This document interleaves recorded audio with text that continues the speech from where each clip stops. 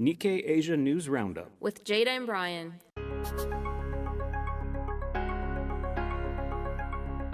Welcome to the Nikkei Asia News Roundup with your hosts Jada and Brian, bringing you the latest updates and insights on the dynamic world of Asia and more.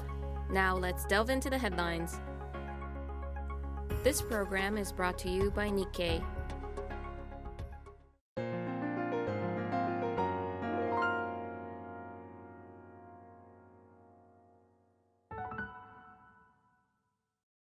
A 30% slump in Indonesia's tax revenue in the January-February period is fueling concerns over the country's fiscal health, with analysts warning of the risk of a widening deficit as President Prabowo Subianto pushes ambitious welfare programs.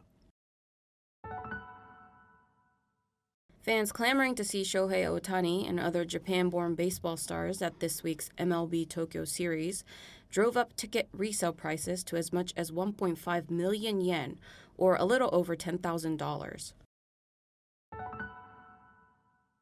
Hong Kong is courting performers from around the world with a new stadium, looking to restore the city's status as a destination after losing out to Singapore to host Taylor Swift last year. Vietnam's prime minister has urged global tech giants like Nvidia, Meta, and Google to invest in the country and help shape the nation's policies, as it aims to gain a stronger footing in the global technology supply chain. Bangladesh is getting serious about dealing with bad loans in its banking industry and plans to enforce a Bank Resolution Act later this year in an effort to stabilize the sector.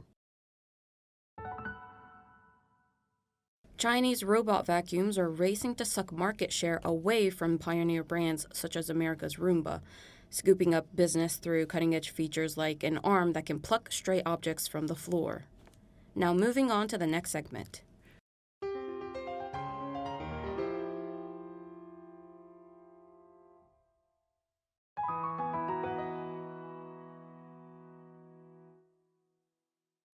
Southeast Asia's luxury real estate market sizzles as rich move in.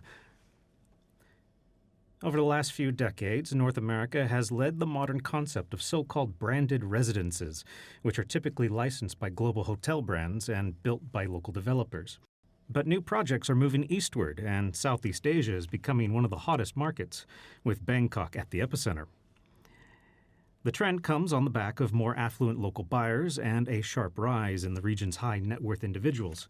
By 2028, real estate agency Knight Frank forecasts a 38.3% surge from 2023 in Asians with a net worth of at least $30 million, exceeding the pace of the Middle East and North America. And it is not just hotel brands that are tapping this growth in luxury condo towers.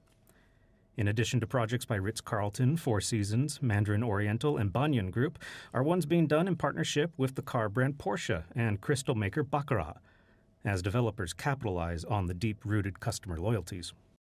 There's a lot of interesting opportunities right now, especially in Asia, the CEO of Porsche Lifestyle Group told Nikkei.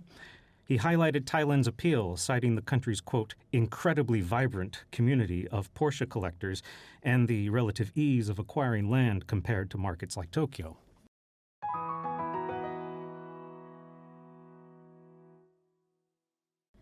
Hokkaido bullet train extension delayed 8 years, rattling local communities. With the extension of Shinkansen bullet train service to Sapporo now delayed until the end of fiscal 2038, communities along the planned link in Hokkaido are fretting over the potential blow to regional development. The Hokkaido Shinkansen runs to Shin Hakodate Hokuto Station in the south of the Japanese island. Construction on an extension north to Sapporo, Hokkaido's largest city, began in 2012. The line was initially scheduled to begin operations in fiscal 2035, with the target year later changed to fiscal 2030. A report compiled by an expert panel this month said the line is now expected to enter operations around March 2039, years behind even the original plan.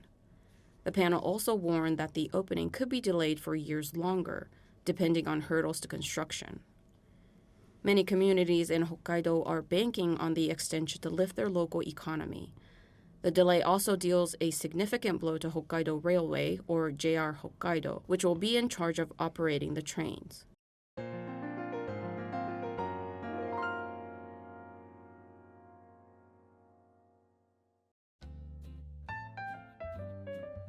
And now for news highlights. In each episode, Jada and I have a discussion about a recent article or articles that have particularly captured our attention. And today we'd like to talk about how an increase in Chinese migration is transforming Japanese cities.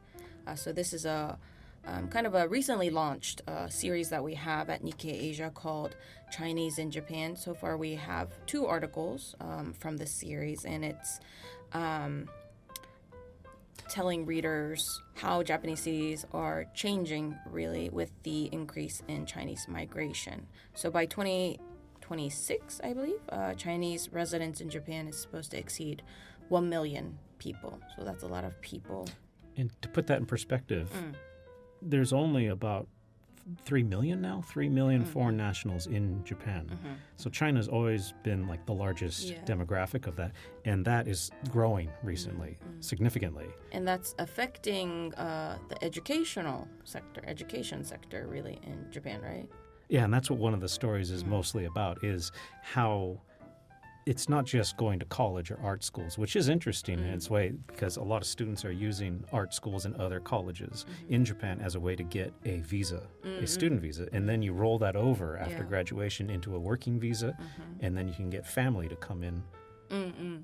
But there's also this other side to it, which is something I hadn't considered before, is children getting into education. We're talking elementary school kids, and how this is a big craze in certain circles in China. Yeah. So one of the 2 stories is about Chinese, as you mentioned, Chinese students flocking to Japanese art colleges. One of the, I thought, very surprising stats in the story was that Chinese students now make up around 70% of all international students at Japanese art schools. So that's a lot of people, and as you said, it's kind of a gateway to gaining permanent residency. And this is, so I mean, a lot of people may ask, so why art schools? But one of the things is that it's considered highly skilled foreign professionals. So if you have that status, you can more easily gain permanent residency. And with the Cool Japan push that the government it's not just like art schools are easy to get into. It's that people want to go to art schools because there is, anime and manga and all that in Japan, and that's popular around the world. And the Japanese government has actually implemented preferential measurements for foreign workers in those sectors, so it's seen as more easy access to living in Japan permanently. And then about the elementary school thing, to explain Tokyo, Tokyo has 23 wards, and one of the wards is called Bunkyo Ward, which means culture ward. True. It's because Tokyo University is located there, and a lot of other educational institutions. Yeah, prestigious ones. Prestigious ones. And that's the craze I was talking about earlier, is that there are parent groups, like online chats in China, that are talking about how to get their kids into elementary schools, particularly like 4 elementary schools that are considered prestigious because they're located around, Tokyo University, and they're also they're part of the system that helps ease, getting into the education cycle of through middle school and high school and then university, and it's this big deal about getting. How do I get my kid in there, and how that helps with visas, and parents come in, and which one's best. And one of my favorite quotes is from somebody who works in the city government saying, well, why these 4 schools? All schools in Tokyo have the same curriculum and the same textbooks. But the point is to get close, get access. And so it's interesting to see how the chats talk about strategies of how to do this. Yeah, and I guess one of the reasons this trend is accelerating is that a lot of parents and students themselves also believe that living in Japan, gaining an education and permanently living in Japan would be easier in China, where it's highly competitive, and then going to other places like the UK, US, living cost is way much higher. So Japan is kind of seen as a more suitable place to live and have an education, it seems. And there's also some schools, not in Tokyo, but like up in Hokkaido and other places, where the populations are declining in those communities, and the schools are losing students. Well, they're not getting new students because there's fewer kids. And so they're welcoming foreign students, and a lot of those are from China.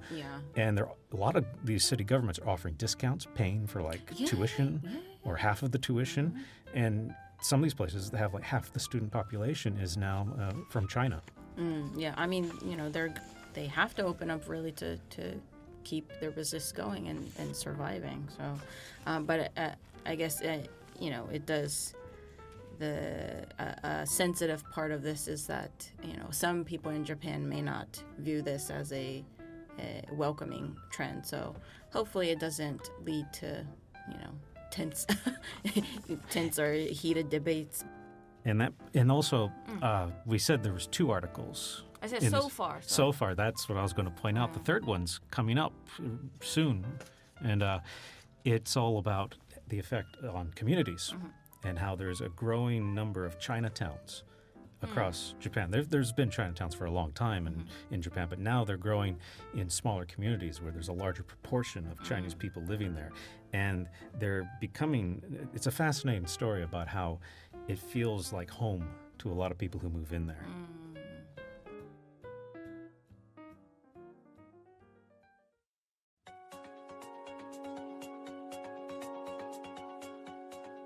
And that brings us to the close of today's episode. We look forward to having you join up again for the next edition of the Nikkei Asia News Roundup. Stay informed, stay curious. Until next time, I'm Jada. And I'm Brian. See you again, and take care. This program is brought to you by Nikkei.